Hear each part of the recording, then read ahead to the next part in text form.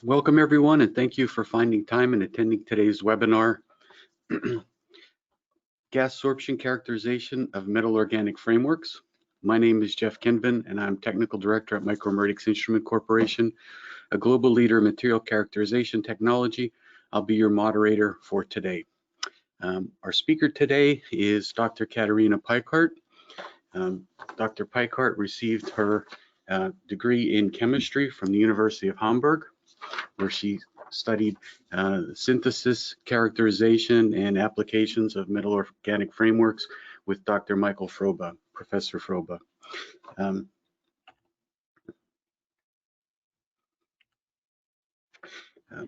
In 2016, Katharina joined Micromeritics, our team in Germany, where she has been involved in support of technical sales, technical applications, university collaborations, and in general characterization of porous materials.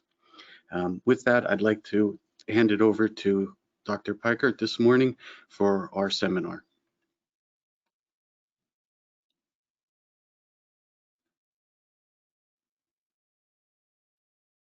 Thanks, Jeff, and welcome everyone to today's webinar about gas adsorption studies on metal organic frameworks.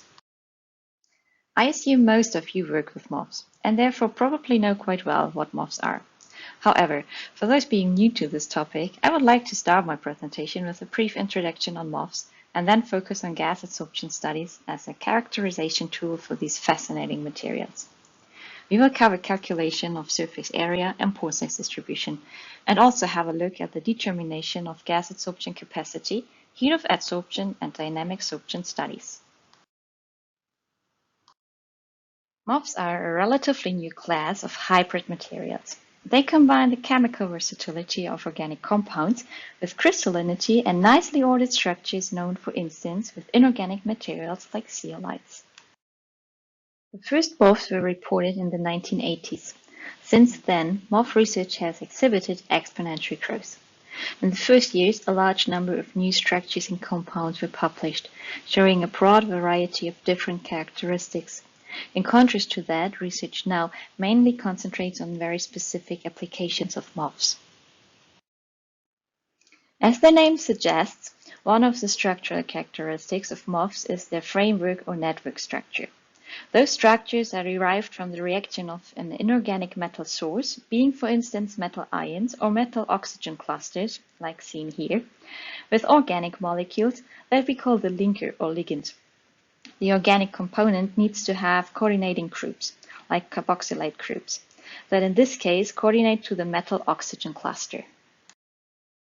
In a first step, complexes like this one are formed.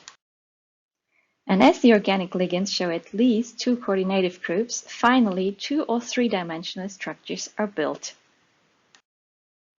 Nomenclature for this class of materials is not as clear as for other material classes. And besides MOF, we find other names like MOM, MCP, PCP, PCN, and others. The approach of linking molecular building blocks together by strong bonds to make porous frameworks is referred to as reticular chemistry. It makes it fairly easy to create MOFs that have the same framework structure but show different pore sizes. The group of Omayagi published the depicted series of so-called isoreticular MOFs. You can easily see that they only differ in the organic components, which leads to network structures with pore sizes between approximately 13 and 30 angstroms. The big advantage of this approach is that we can tailor our materials in regard to the proposed applications. For example, separation processes can afford very specific pore sizes. And here we see the big difference to other classical porous materials like activated carbons or zeolites, where tailoring is only possible in a very limited way. Not only can we tailor pore sizes, but also pore or surface chemistry. One beautiful thing about organic chemistry is its huge variety of chemical functionalities. As we can synthesize organic ligands with functional groups like amines, halides, alkynes, and many others, it is therefore also possible to implement these functionalities into the framework structure. This opens up the way to specifically functionalized materials and also to generate MOFs with different chemical environments, even within the same material. For instance, showing hydrophilic pores beside hydrophobic cavities, which again can be very valuable for separation processes. In 2012, Omar Fahar et al. Demonstrated quite impressively how the use of very large benzene-derived ligands leads to framework structures possessing extremely high surface areas. NU 109 and 110 show BET surface areas of up to approximately 7,000 square meters per gram, and pore volumes of around 4 cc per gram. The nitrogen adsorption isotherms are type 4 rather than type 1, reflecting what we see from the structure illustration as well. The MOF structures contain multiple pore sizes covering the micro as well as the mesoporous range. By using a computational modeling approach, the group also calculated the theoretical upper limit for MOF surface areas at 14,600 square meters per gram. This slide shows some well-known MOF examples: MOF 5, HCAS1, MIL101, and UIO66. The upper row illustrates the so-called secondary building units, also referred to as SBUs, which can be seen as the geometric units that define the nodes of the network. The SBUs reflect the coordination spheres of the organic ligands with the metal components. The resulting network structures of these four MOFs show nicely how versatile the network topologies of the MOFs can be. The nature of the metal has a significant influence on the MOF stability. Zinc and copper-based MOFs, for instance, are prone to decompose upon contact with water, whereas chromium and zirconium-based MOFs are known to be more stable in water. Due to the advantages highlighted with MOFs, it is not a big surprise that we find various fields of applications for this class of materials. Like for other porous materials, we find classic applications in gas storage and separation, as well as catalysis. But there are also examples where MOFs are used in sensor technologies or show magnetic properties. Another area with intense research effort is the field of drug storage and delivery.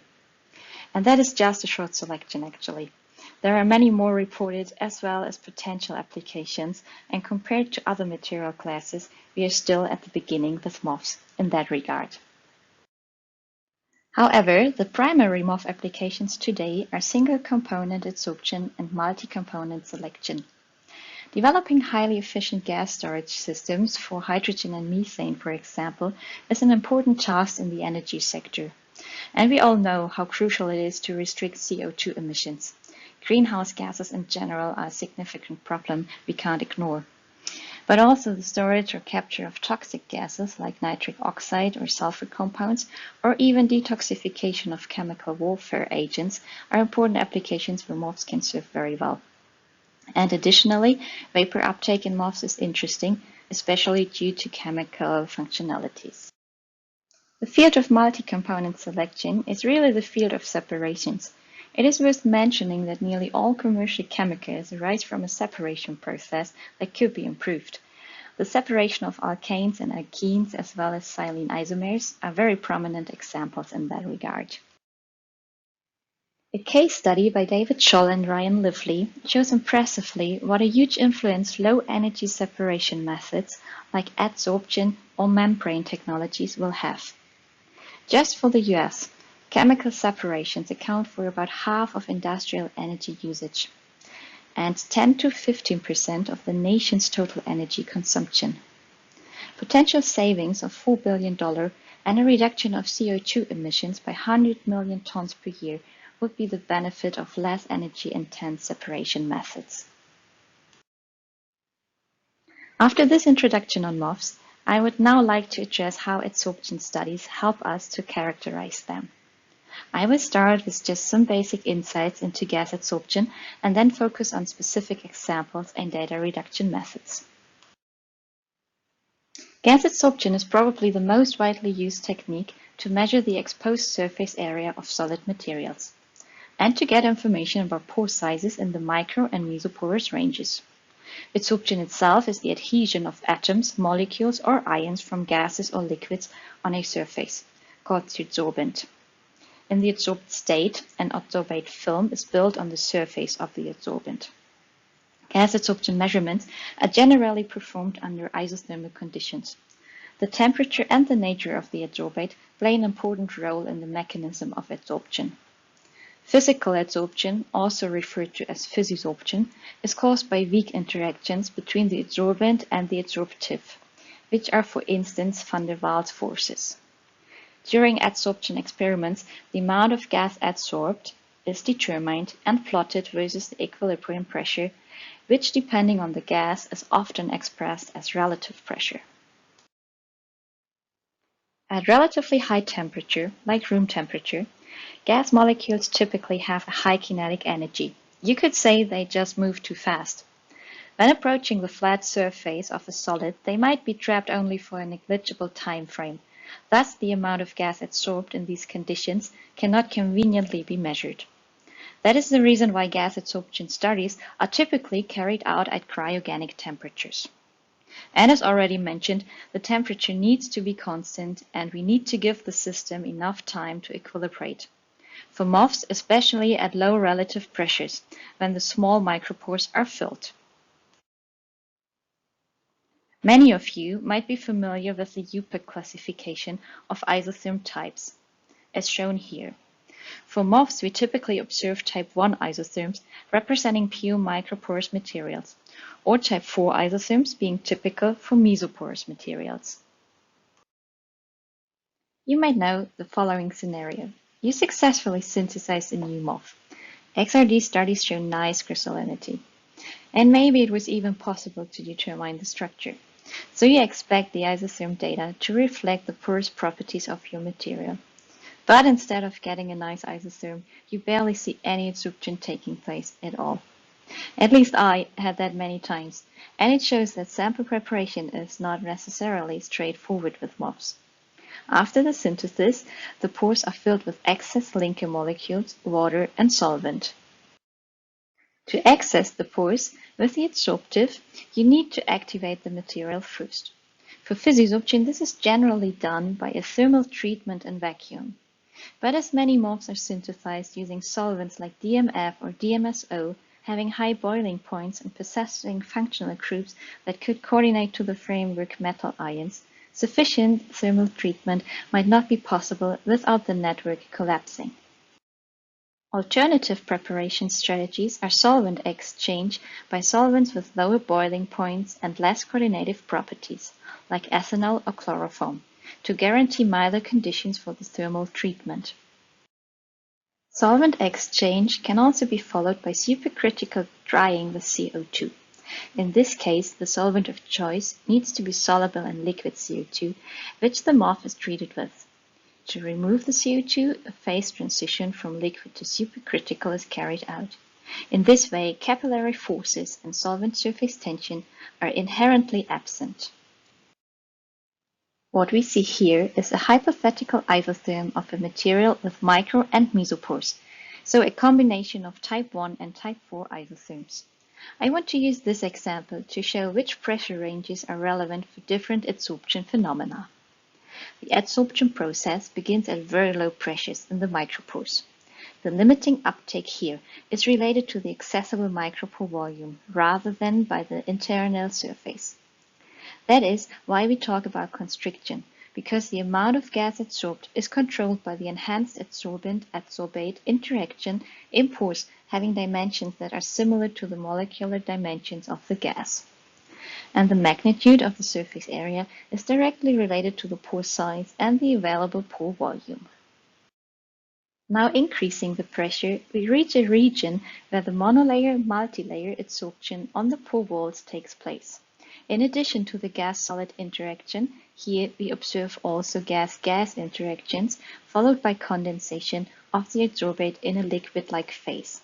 This phenomenon is named capillary or pore condensation.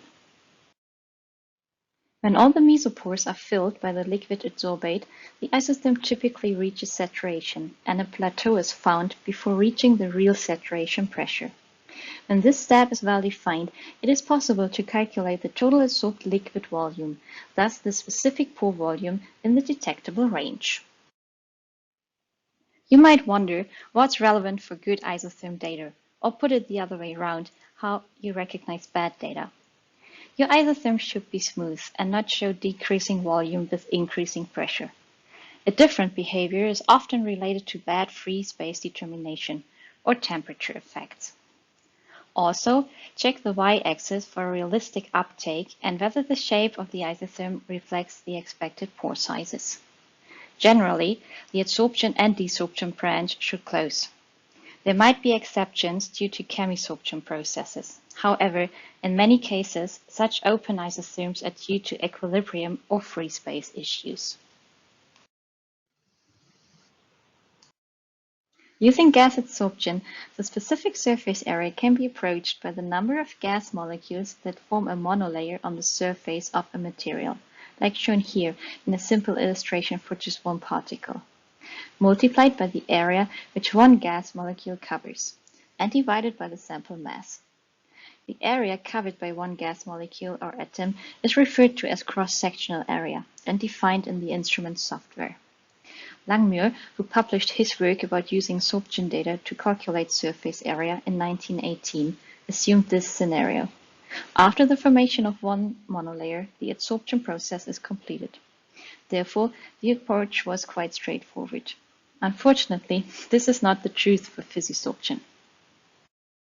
Neither is there a nice monolayer established, nor does the adsorption process stop after just one layer. The reality looks more like shown here, and that means for calculating the surface area, we need to use the adsorption data to determine the amount adsorbed in a statistical monolayer. In the isotherm shown, that point can be related to the knee in the curve at relatively low relative pressures. Hunauer, Emmett, and Teller developed a method for calculating the amount adsorbed in such a statistical monolayer, assuming multilayer adsorption. This is a more realistic case compared to the Langmuir model. However, it also comes with some simplifying assumptions. For their calculations, they assumed a non-porous uniform surface. They defined the heat of adsorption of the first layer to be significantly higher than in the successive layers, and the heat of adsorption of those following layers to be equal to the heat of condensation. Also, lateral interactions of the adsorbed molecules are neglected. Based on those assumptions, Brunauer, Emmett, and Teller described the volume adsorbed as shown here as a function of pressure, volume adsorbed in the monolayer, and the empirical constant C, which accounts for the adsorption enthalpy of the first layer and the condensation enthalpy. The equation can be transformed into a linear form, and now we see nicely that by knowing the adsorbed volume VA and the relative pressures from our analysis data, the monolayer capacity and C can be calculated from the intersection with the y-axis and the slope of the fitted data. The corresponding graph is called BET plot. It is important to notice that the linearity does not apply to the whole range of the isotherm. Therefore, for data reduction, the linear range of the BET plot must be chosen. For non-porous, meso, and microporous materials, this range is between relative pressures of 0.05 and 0.3. As you all might know, using BET for microporous materials is not straightforward. Strictly speaking, BET is not applicable for microporous materials. What we typically observe when applying the classical BET range to microporous materials like HGAS1 is a negative intercept with the y-axis, resulting in a negative C constant. And that is something which is physically impossible. We also see, from the graphical point of view, that the isotherm is already saturated in the considered range. So even if we could think of a stage where a monolayer inside the micropores is established, that would have been the case at lower relative pressures. Despite the discussed limitations, it has become common practice to apply BET for microporous materials as well. However, caution must be taken. Rockerol, Llewellyn, and Rockerol first published in 2007 some criteria that must be fulfilled when using BET for microporous materials. Those criteria were also adopted by the UPAC recommendations for physisorption of gases with special reference to the evaluation of surface area and pore size distribution. First, the BET plot should be linear. Second, as already mentioned, the C constant must be positive. When plotting the term N, which is the adsorbed volume, times 1 minus relative pressure versus the relative pressure, the resulting graph must be continuously increasing in the selected range for data reduction. This we refer to as rock-and-roll plot. And the last criteria is that the relative pressure value that corresponds to the monolayer capacity should be within the selected BET range. The Micromeritics software shows the rock-and-roll plot in the BET data reduction window. Therefore, the first three criteria can be easily checked. Furthermore, our software offers the use of an auto BET script. You can find that in the advanced report options. The script does an automated BET calculation and checks for all the four criteria.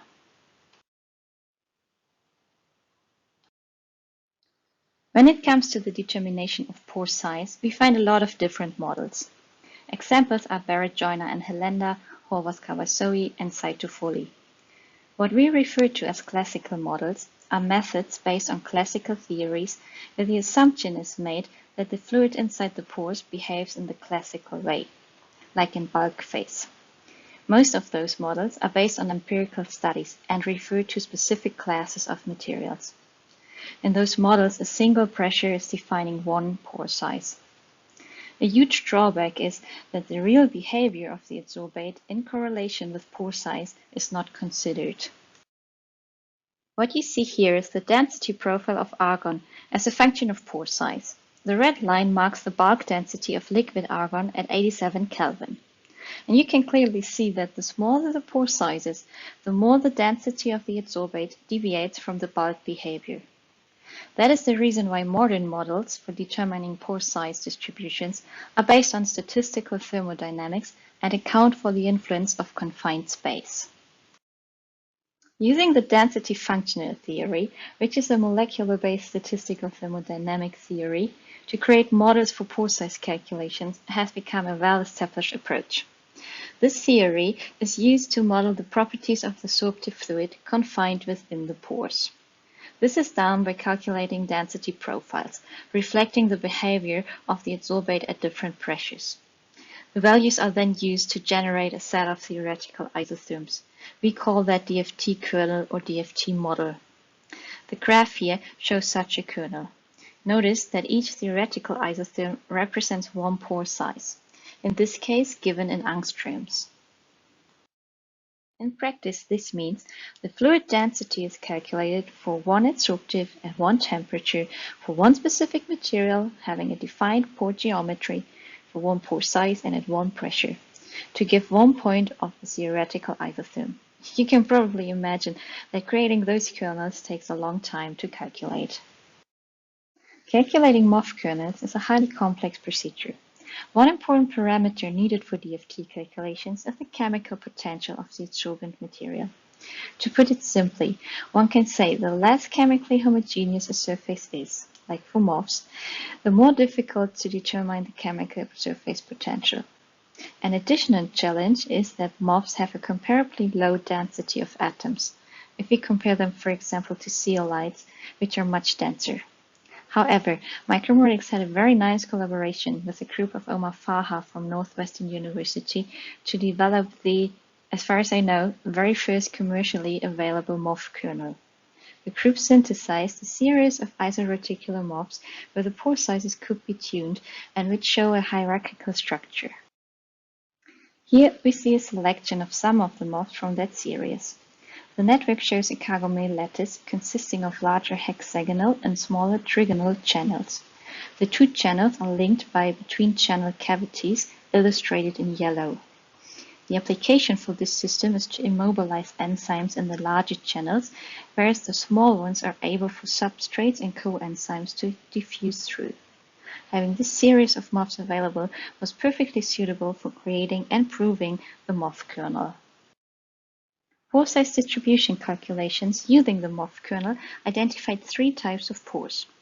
The pores correspond well to the pore types known from the simulated crystal structures of the MOFs. The used MOF model is based on the 2D NLDFT approach, using argon at 87 Kelvin and assuming cylindrical pores. It can be downloaded for free from the Micromeritics customer portal. Using gas adsorption to characterize MOFs in terms of surface area and porosity is kind of one side of the coin. If it comes to applications like gas storage, capture, or using MOFs as filter systems, it is important to understand how your MOF behaves in regard to a specific gas or gas mixture.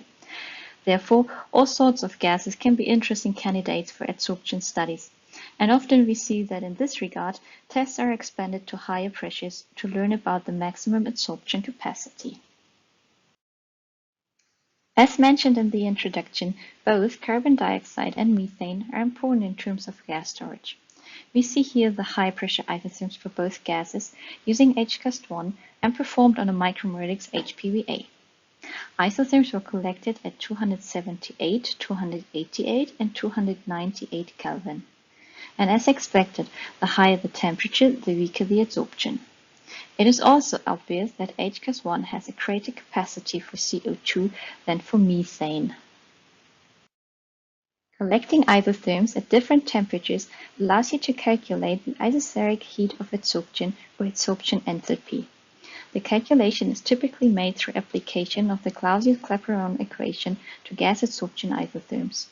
For determination, the plots of LNP against 1/T at constant coverage versus adsorption quantity are used.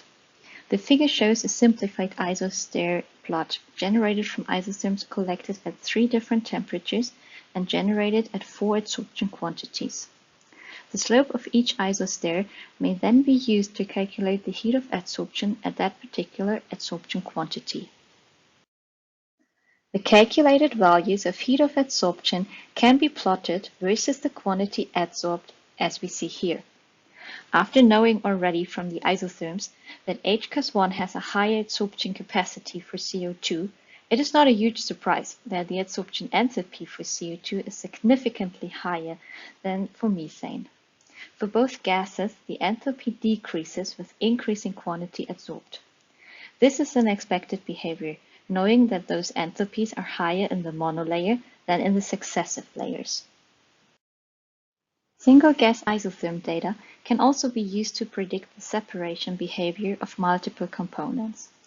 This is very important in regard of separation applications. One theoretical model used for those predictions is the ideal adsorbed solution theory. For our present system, HCAS1 with CO2 and methane, this prediction tells us, for instance, if we look at a mole fraction of 0.4 methane, which is a mixture of 40% methane and 60% CO2, HCAS1 will adsorb around 20 cc per gram methane and around 175 cc per gram CO2. Even though the prediction of the separation behavior of a material is a very nice tool, there is of course a huge request for real data about the adsorption behavior of gas mixtures.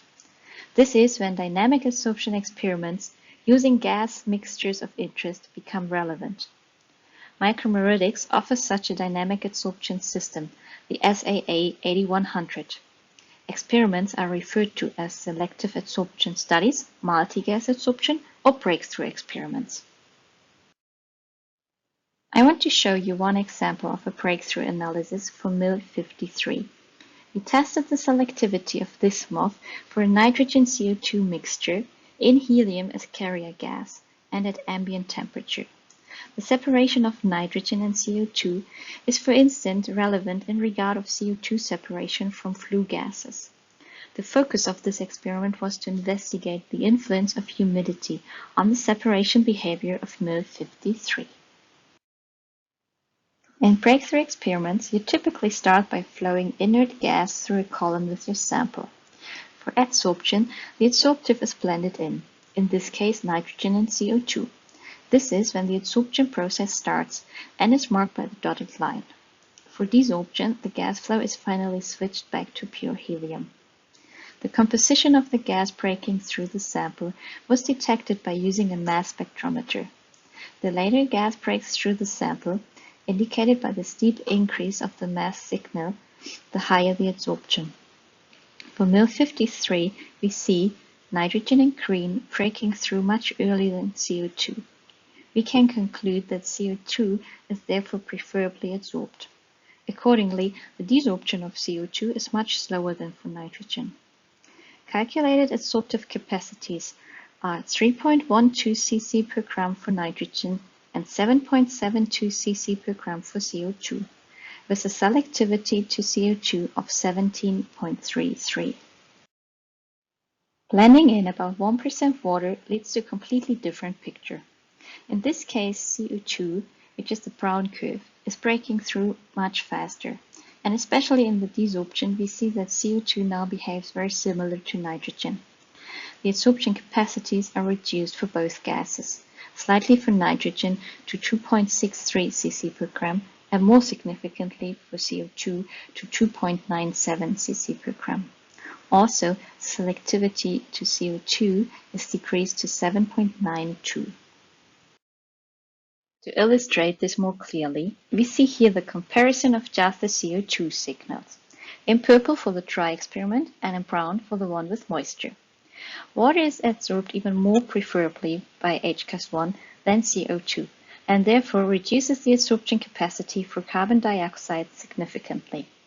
The experiment shows very nicely how important it is to get the whole picture of an adsorption process, and what a big influence even small concentrations of one component can have. And by this, we have come to the end of this webinar, and I thank you so much for your interest and attending this session.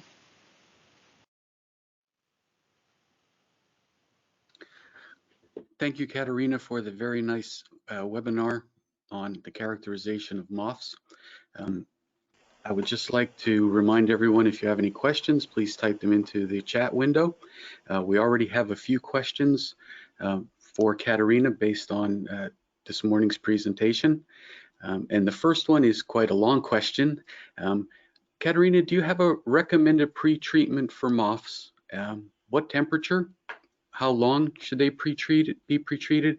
And if you have to heat them, at what rate should the MOFs be heated? Yeah, it's a really good question. And probably everyone can imagine that, of course, it depends a lot on the nature of the metal organic framework. And we heard in the beginning that depending on metal ions, for example, the stability of MOFs stored with water can be very different. The same accounts for stability in regard of temperature. And therefore, it's really difficult to give just one recommendation. But what I know from my experience is that typically it's a good idea not to use too high temperatures. So in a moderate range, like 100 degrees C or 120 maybe. I always used to have long degassing in vacuum overnight, for example. So let's say 16 or 20 hours. And I typically used rather low heating rates. So maybe 5 degrees per minute, or even a little bit more moderate. And as I say, it depends a lot on the MOF itself and what stability it has. Thank you. So there's a follow-up to that question, and that is, during your description of the pre-treatment, how do I know if I need to use ethanol to wash the MOF? Again, depends a lot on the MOF itself. And maybe in addition to the first question and what I just explained, what I think is always a good idea is if you have your MOF synthesized, I mean, you know whether you used solvent with rather high boiling point or maybe even ethanol in the synthesis already itself. And if you do a TGA analysis or TG analysis of your material, so a thermogravimetric analysis, that actually is always a good hint to get information about how stable is my MOF in regard of temperature. When does the linker start decomposing? You can even use those results to calculate how much residual linker you have. And especially if there's a lot of different organic compounds inside the pores after the synthesis, so especially residual linker molecules, then I think it's always a good idea or recommended to use ethanol, do a solvent exchange by extraction, for example. And of course, if you see after first tests, after first isotherms collected that the MOF is not porous, even though you would expect porosity, then at least at that point, I would start considering whether another pre-treatment or solvent exchange of the MOF could be the solution to make this porosity visible during the adsorption experiment. The next question is about BET surface area. It's important for applications for comparing materials to accurately calculate the BET surface area. How do I know if I've calculated BET properly? Yes, exactly. That is why we have those 4 criteria that I mentioned in the presentation. And of course, it's quite easy to see if the C constant is positive. It's easy to see from the plot that you really have a nice linear region you selected for the data reduction. And then I would always check for the rock and roll plot so that you make sure this criteria is fulfilled as well. And what I really like is that the Micromeritics software has this auto BET possibility, because that makes it really easy to check for the right range and to apply the right range for the calculation, especially to see if the 4th criteria is fulfilled as well. And so that's what I would recommend here. What approach do you recommend for calculating the pore size of MOFs? And the question's a little bit, there's a second piece of that. What's the best option for MOFs like HKUST1 or ZIFs for the pore size distribution? Yeah, it's still not straightforward. Pore size distribution with MOFs, or probably I could say pore size distribution is never quite that straightforward, because we always refer the results and the methods we use to materials that we used for testing the approaches. And all the classical materials or methods that I mentioned always are referred to typically activated carbons or zeolites.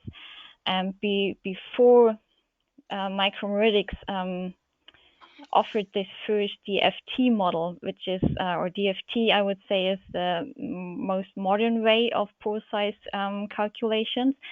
And before we had that DFT model, what you see a lot in the literature is that people think, okay, well, the linker molecule has a lot of carbon atoms, so maybe using a carbon DFT model is the best option.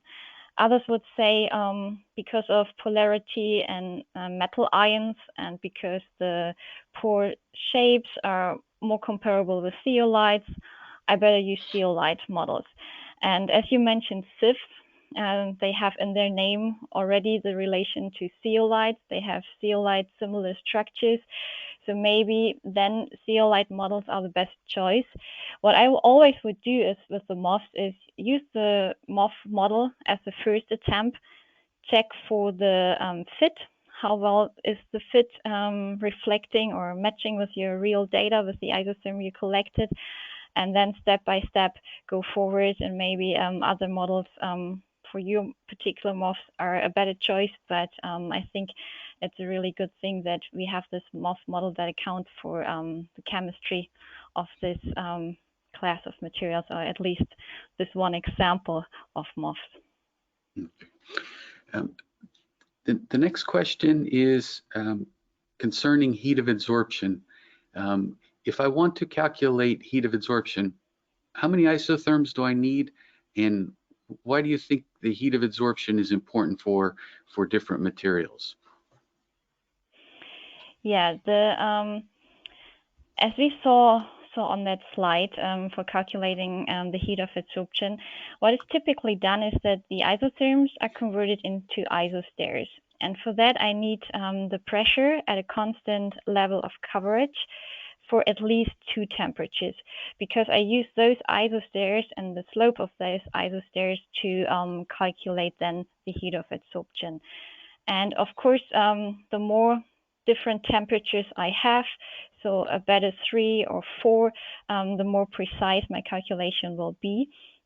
And those heats of adsorption can help to get an insight into the distribution of active sites or active site strengths on your material. In regard of catalysts, it can help to predict the activity. And so it's an additional information to help you understand the nature of the surface and inside the pores of the MOFs, for example. Okay.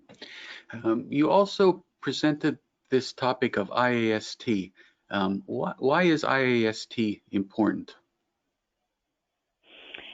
Yeah, it is, as mentioned, it's a theory that allows to model the behavior of multi-component adsorption systems by using the isotherms of the single components. And of course, as also mentioned, it's always better to have real data from gas mixtures. But if you look at the data that I showed for the dynamic adsorption, it reflects one pressure. And especially if you don't know in the beginning, what behavior do you expect? What will be the perfect pressure range? Things like that. By starting using those relatively simple models to get an idea of the behavior of the multi-component system can help to develop the right parameters, and then maybe makes it much faster to go to the real dynamic or multi-component adsorption experiments. And that is what I think makes it very valuable. And it tends to work very well for non-polar systems. So the more idle the gases behave, the better this theory can be applied. One example would be methane and ethane, and it can be a little bit more complicated, or it starts losing precision when it comes to more polar systems. The next question is about the breakthrough experiment. How should a MOF be structured to actually perform the breakthrough experiment? Does it need to be a powder or a pellet or some unique shape? That's a really good question. I think basically the experiment works with all those different shapes. What you have is a column where you fill your sample inside, and then you have the flow, the dynamic flow going through the sample inside the column. And depending on the applications you have in mind, of course, if you have a fine powder, the pressure drop will be much more significant than if you have pellets. So those are definitely things you should consider, that they play a role in the experiment, and especially for the applications in mind. Then, of course, you have to look what diameters of the column you have, how long is the bed of the sample. So there can be a lot of fine-tuning being done in terms of finding the perfect conditions. But in general, the experiment should work with all those different shapes, or however you call it. So whether it's extrudes or extrudates or sample a fine powder. So we have a question. Can you use the MOF NOD model based on argon? Can you apply that to nitrogen data? No, unfortunately not. That would not work. Our software would not even allow to do that, because you always have to match with the parameters that were used for the real data collection. Can you comment on activation with flowing dry gas compared to vacuum? Yes, that again, like my standard answer to those questions, depends a lot on the samples again. It depends a lot on what you want to desorb during the degas? Is it simply water? Is it solvent? How is the interaction with the surface?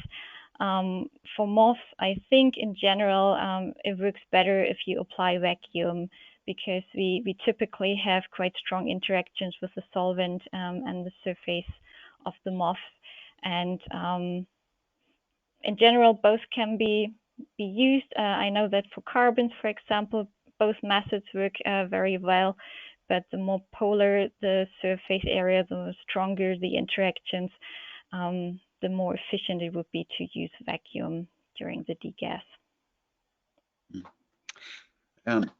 So someone asked about the hierarchical system, and they're asking, what's the value of determining the pore size distribution of these systems?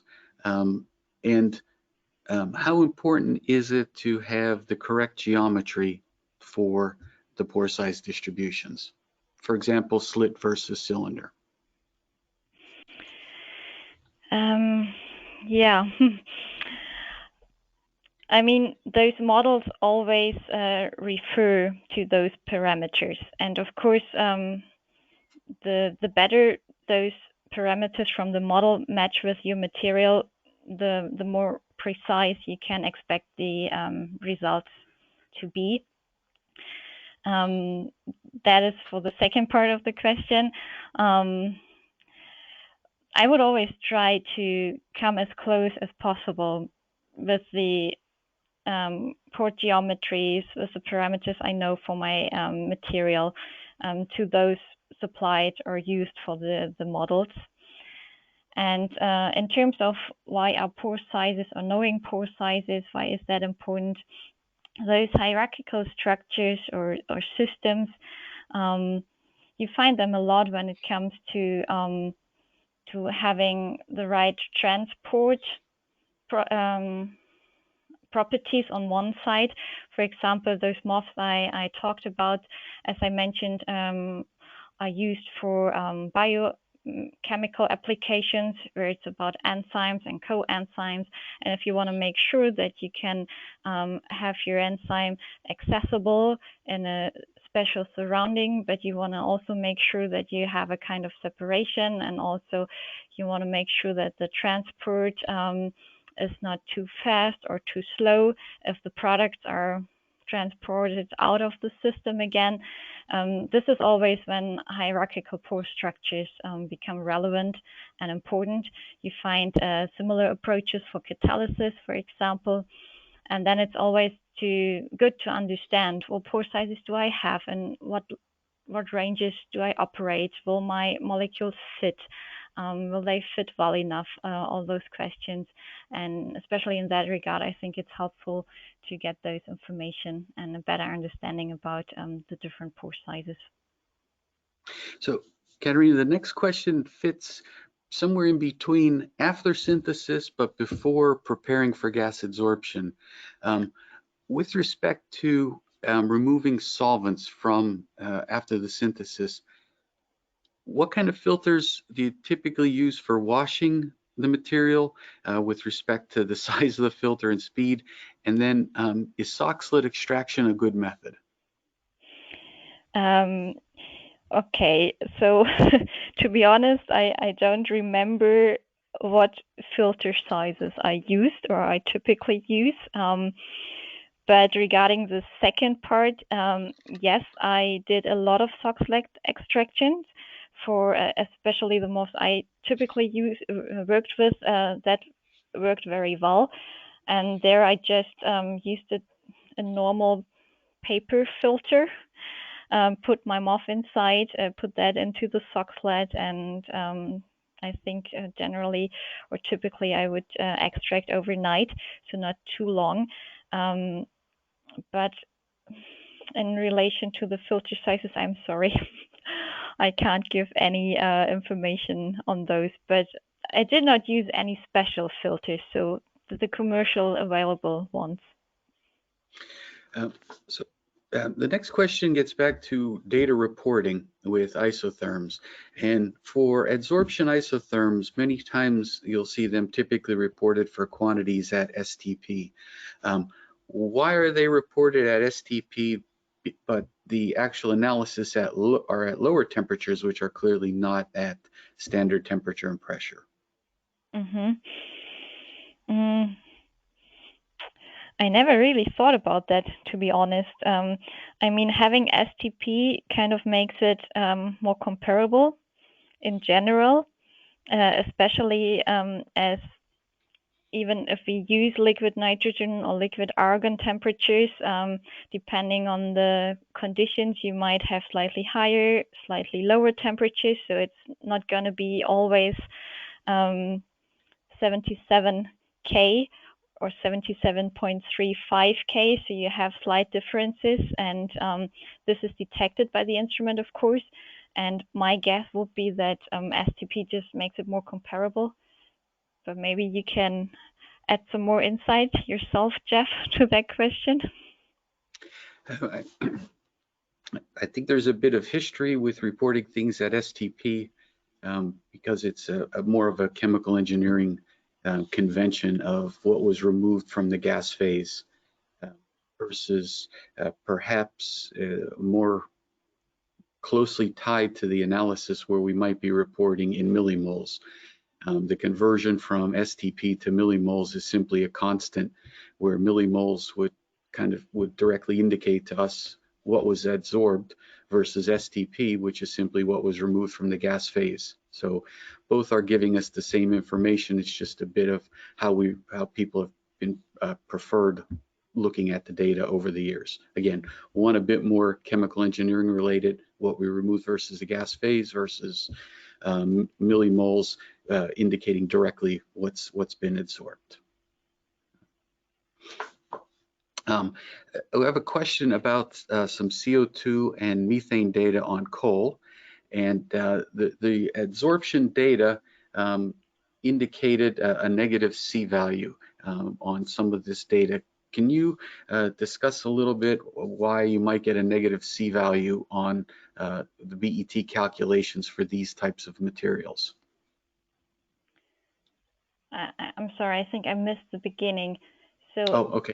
So looking at adsorption on something like coal, occasionally someone may observe a negative C value reported along with the BET surface area. Why would they be obtaining a negative C value for that type of analysis? But using nitrogen for the adsorption or CO2? Yes. Nitrogen. Yeah. I mean, we see that a lot for micropores materials. And even if you don't have micropores materials, sometimes the typical range where BET data reduction is applied, so from 0.05 to 0.3 as relative pressure, it's sometimes just not the right range. So that is when you typically observe this negative C value. And as soon as you start shifting the data to lower relative pressures, applying the rocker roll plot or looking at the rocker roll plot to get into the right range, you will see that this is one of the first things that changes, that the C constant gets from negative to positive again. So I think it's nearly always related to the range of relative pressure that you apply for the calculation. Okay. We have several questions on DFT versus NLDFT. Can you comment on, just briefly, on the models of the use of NLDFT for calculating pore size distributions versus DFT for pore size distributions? Mm-hmm. Yeah, the NLDFT is basically a refinement of the DFT approach. NL stands for non-local. So by getting more practice, you can refine those models more and more. And practically, I think all the models calculated in the last 20 years have been NLDFT. Sometimes it sounds like it's DFT, or people still tend to just refer to it as DFT. But if you have a closer look, all the common models are NLDFT models, and they are just more applicable in terms of modeling in confined fluids. So yeah, this is the status we are at. So the next question is really a very nice practical question about adsorption. About how much time is required to prepare and then actually analyze for surface area and pore volume? So if you think of the preparation, coming back to the very first questions we had, I would say a day. So if you degas overnight, half a day should be sufficient for degassing and sample preparation. And then it's really a question whether you want to collect the whole isotherm, or whether you really want just to determine BET surface area and the pore volume. If you just want those two calculations, you don't need to collect a whole isotherm. So it would be sufficient just to have a couple of data points in the required BET range, and then another data point near relative pressure of 1 for calculating the pore volume. And I think always depends a little bit on how long equilibrium needs or equilibration needs, but you should be able to perform such an analysis within a day, I would think. If it comes to whole isotherm collection, that can take longer, but due to using dose amounts, for example, which our 3-flex typically does, a typical range would be 20 to 48 hours. Again, it depends a lot on how small are the micropores, how long does the equilibration take. But I'd say that's a typical range for having nice resolution isotherms. So we're almost out of time this morning, so this will be the final question. And we received many questions today, so thank you to everyone for all of your interest and participation. But one question that keeps popping up from several attendees is the BET C constant. How important is it? What's a typical range that someone might expect for that BET-C constant when they calculate it? And what does it mean if it's negative? So as I mentioned, what is reflected in the C constant is the enthalpy, the adsorption enthalpy of the monolayer, and then the condensation enthalpy. So the C constant reflects the interaction with your adsorptive and the surface area in a certain way. So having negative values is really something that's physically impossible. So this negative C constant always is an indication that there's something wrong in the way that the data from the isotherm are applied for the calculation. In that case, you always have to check to correct for the right range of data points. And then for micropores materials, we typically have really high C constants reflecting the high adsorption enthalpy that we have in those small pores. And with MOFs, I would expect them to be even a little bit, or maybe even higher than in other micropores materials, because in many MOFs we have even higher adsorption enthalpies due to open coordination sites from the metal ions. So this has also a big influence on those adsorption enthalpies.